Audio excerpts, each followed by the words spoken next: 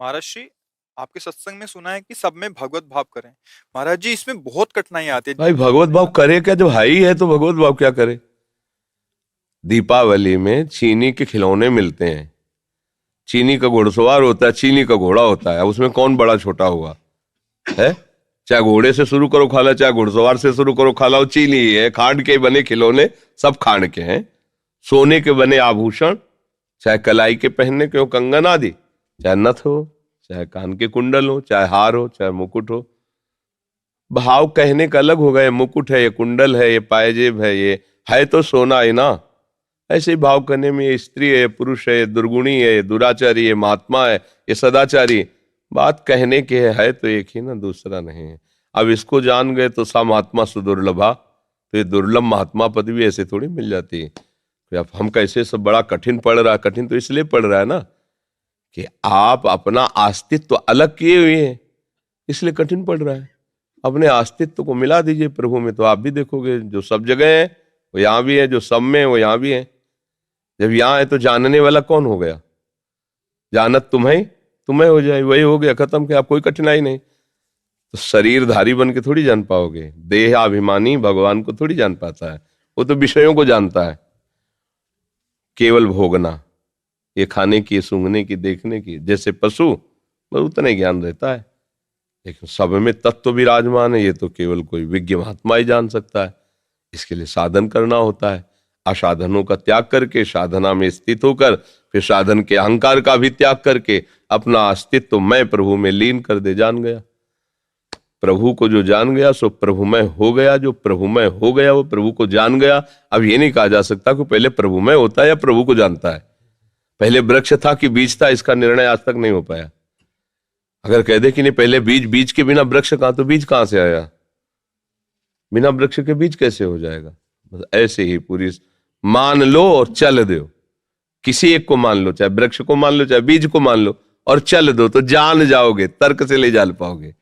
अब भगवान ही है, ये बात जान गए तो जीवन मुक्त परमहंस हो गए। तो ये बात बहुत ऊंची है, इसलिए आप नाम जप करो, प्रभु से प्रार्थना करते रहो कि मुझे जना दो। तो सोई जाने जिस देव जनाई, वो जना देंगे। वो जब जना देंगे तो जानने वाला भी वही हो जाता है, क्योंकि वही है, दूसरा कोई है नहीं। एक आदमी नदी के पार हुए, 10 आदमी थे। बोले यार गिन लो कहीं कोई गिरा तो नहीं? बोले हाँ गिन ले, 1 2 3 4 5 6 7 8 9। बोले एक कम है यार। तो बोले तुम गिनो। उसने 1 2 9, सब 9 गिने। बोले कम है। तो एक आदमी बाहर खड़ा देख रहा, बोले यार इसमें एक तो कोई गायब है, 9 है इसमें। तो कहा भैया गायब नहीं, तुम अपने को काय छोड़ रहे हो? तुम अपने को भी गिनो ला, उसमें तुम भी आए हो। बस हम अपने को जो छोड़ रहे हैं ना, इसीलिए हम सामने नहीं गिनती समझ पा रहे हैं। अगर अपना अस्तित्व मिला दें भगवान में तो अभी समझ में आ जाएगी 10 के 10 ही है, पूरे हैं, सब जगह वही बैठे, दूसरा कोई नहीं।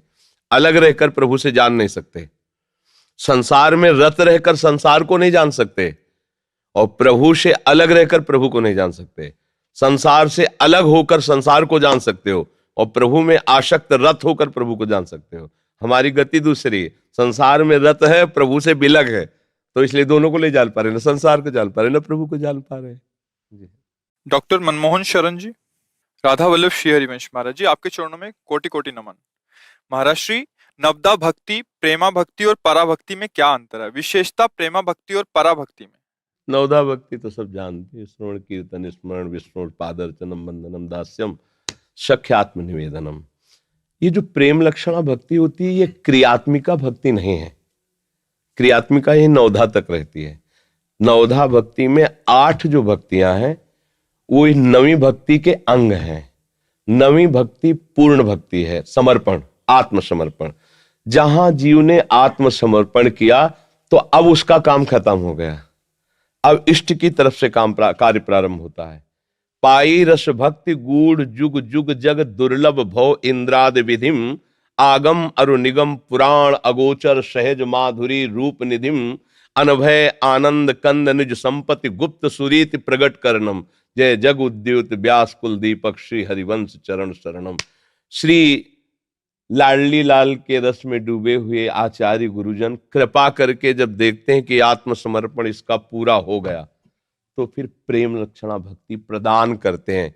ये साधक की साधना या गुण साधन ते नहीं, साधना यहां तक थी, आत्मसमर्पण तक। अब जो भक्ति हुई उसे जो प्रेम लक्षणा भक्ति है उसी को पराभक्ति कहा गया है। जैसे श्री हरिवंश महाप्रभु की जब महिमा का वर्णन करते हैं सेवक जी, तो कहते विद्या हरिवंश मंत्र चतुरक्षर जपत सिद्धि भव उद्धरणम।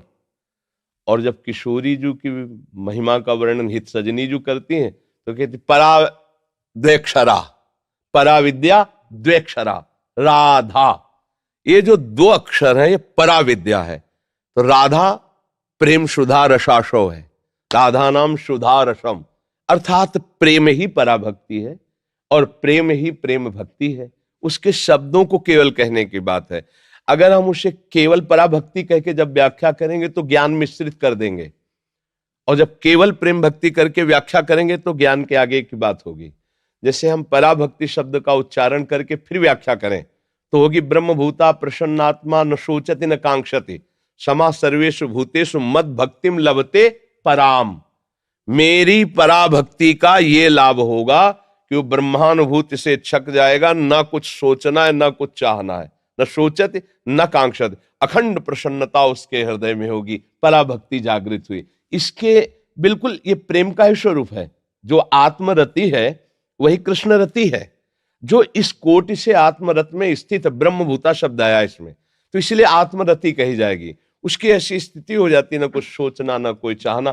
तो पराभक्ति में ज्ञान का भी चरम अवस्था का स्वरूप आ जाएगा और प्रेम का भी। पर प्रेम भक्ति जब हम बात करेंगे तो उसको बिल्कुल ऐसे कर देंगे। और फिर इधर प्रभु की विविध रसमयी जो लीला है, उस लीला के चिंतन में, लीला पात्र बनकर लीला की सेवा में, ये प्रेम लक्षणा भक्ति का अंतिम स्वरूप जो आता है वो भावदेह होता है।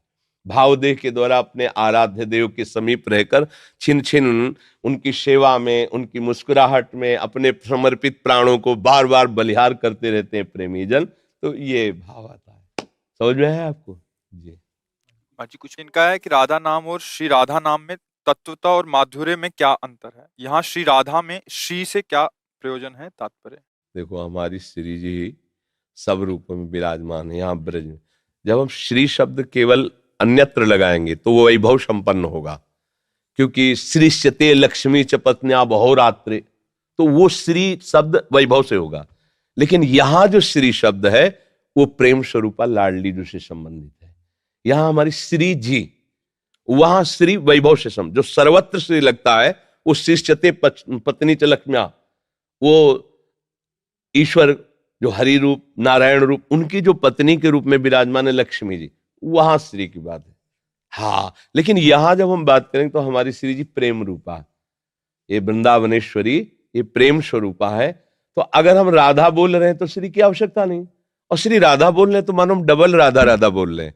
जैसे एक पद में आया है ना कि नैनन परवारों कोटिक खंजन, तो बोले चंचल नेत्र कैसे हैं? चंचल चपल, दोनों का अर्थ क्या होता है? एक होता है, पर कह रहे चंचल चपल अरुण अनियारे अग्रभाग बने। तो राधा बोलो तो, और श्री राधा बोलो तो अगर श्री का हम अर्थ करेंगे तो राधा राधा, इसीलिए राधा राधा। अगर हम श्री लगाते हैं तो और अच्छा, नहीं लगाते तो वही है राधा राधा। हमारे यहां श्री का अर्थ वैभव नहीं है। श्री का मतलब प्रेम है, हित है, बहुत महामहिम किशोरी जी का स्वरूप है श्री। लेकिन उसे जब हम धाम की सीमा के बाहर लगाएंगे कहीं अन्यत्र तो वही वैभव हो जाएगा, वही सम्मान सूचक हो, वही ऐश्वर्य सूचक हो जाएगा। पर यहां तो साक्षात श्री श्री जी है, श्री जी है। पूरा नाम न लेकर के रसिक जन तो इतने बोलते हैं श्री जी की सेवा में जा रहे हैं, श्री जी को भोग लगा रहे, श्री जी श्री जी श्री जी। तो हमारी श्री जी मतलब महारानी जी।